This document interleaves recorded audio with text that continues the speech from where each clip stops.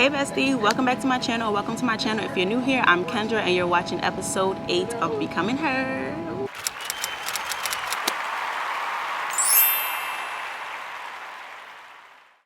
If you're new here, Becoming Her is a space that I created for women on the journey to becoming the best version of themselves. Here on my channel, we talk about growth and self-image. I believe that women with the positive self-image receive the best treatment that life has to offer. As you can tell by the title, in today's video, we're going to be talking about dating in your 20s. Now, of course, your opinion is welcome. So if you agree, let me know down in the comments. And if you disagree, let me know down in the comments. When you're dating in your 20s, this is a pivotal moment in dating because you're transitioning into adulthood. You're no longer dating kids anymore. When you're dating in high school, there's an understanding. You don't expect for the guy to have a lot of money. But when you're dating in your 20s, there's just certain standards that you need to have.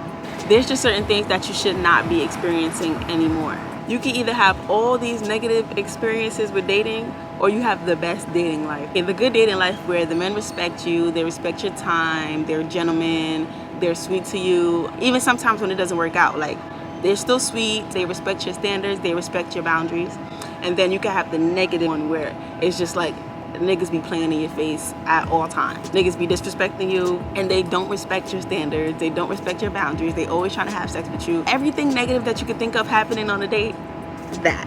And these are just certain things that you should not be going through when you're dating in your 20s. I'm not saying that there's not going to still be guys out there that act this way, that disrespect the woman's standards and always try to have sex with them. Of course, there's still going to be guys like that out there. But the difference between having a good dating life and a bad dating life is you.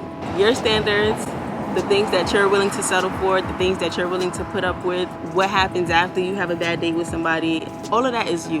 And it's between whether you have a positive self-image or a negative self-image. That's really what separates women in different areas of life. We all want the treatment when you're dating where the guy respects you and they don't try to have sex with you, respect your boundaries, and they're kind and they're gentlemen. We all want that. None of us want the negative stuff, but if you're somebody and you're dating with a negative self-image or you have a low self-image, there's just certain things that you put up with that lead to this negative dating life or bad treatment in dating. One thing I noticed about women who date with a negative self-image, they always look past the red flags in a person. I get it.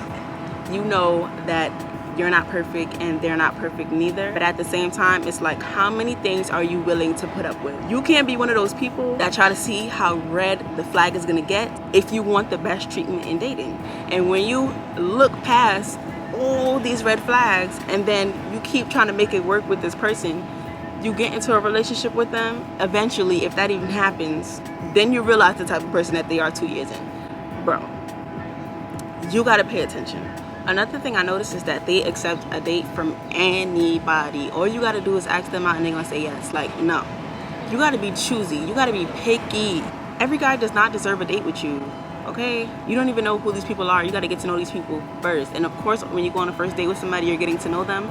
But still, you could tell by a person's Instagram page. You could tell by how they talk to you. You could tell by how they write you. There's so many different ways to tell if this person deserves a date with you. They need to earn the date, bro. Girls with a negative self-image, they allow dating to turn into situationships. I have been here before. I have been this person, bro. If you're dating a person and they don't want to ask you out, they won't ask you out. Don't let it turn into a situationship. Don't be that person that start having sex with them before they ask you to be their girlfriend, bro.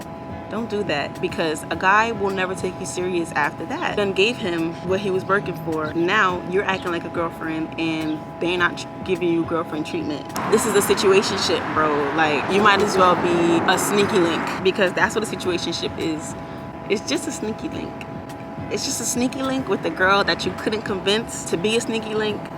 You know, that whole without the title thing. Don't fall for that shit. That's how you, that is a clear indication of somebody with a negative self-image. Don't be that girl. Here's the difference between a person with a positive self-image and a negative self-image.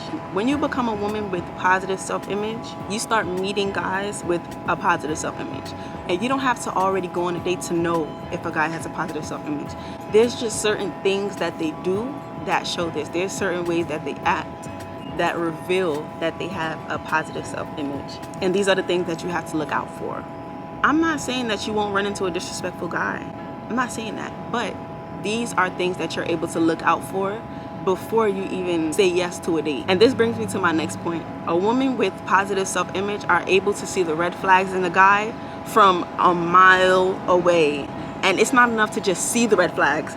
You gotta run. You gotta run in the opposite direction of the red flag. Don't walk towards it still after you see it. A woman with positive self-image is able to see the red flags in a guy because she's at a healthier version of herself. Also, a woman who has a positive self-image are able to set boundaries and only accept the treatment that they desire.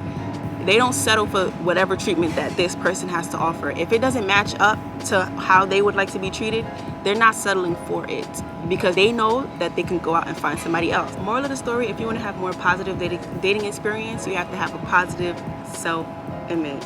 You have to up your self-image. If you're going through all the negative dating experiences, then that means you probably have a low self-image.